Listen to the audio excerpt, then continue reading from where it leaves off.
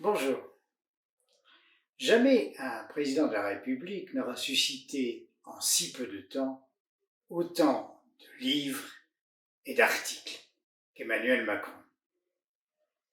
Le phénomène est proprement monstrueux et on ne peut s'empêcher de penser que c'est la personnalité même d'Emmanuel Macron qui l'a déclenché.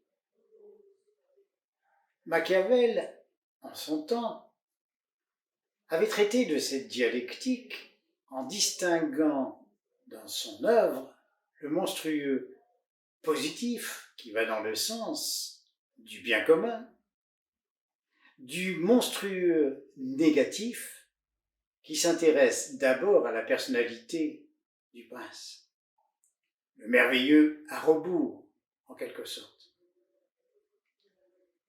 Pour Machiavel, le monstrueux du prince peut néanmoins être vertueux, mais à trois conditions que l'on oublie trop souvent de citer.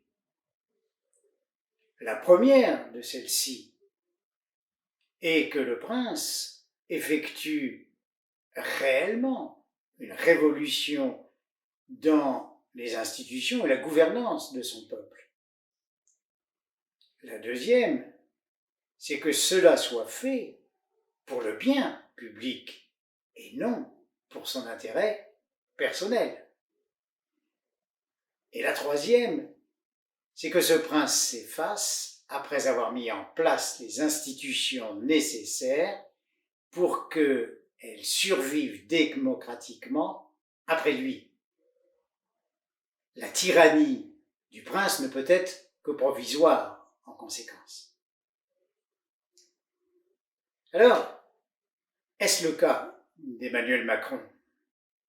Celui-ci correspond-il à l'image idéale du prince de Machiavel, ou n'est-il quelque part qu'un César Borgia tendant à limiter les libertés individuelles sans assurer la positivité de ses actes?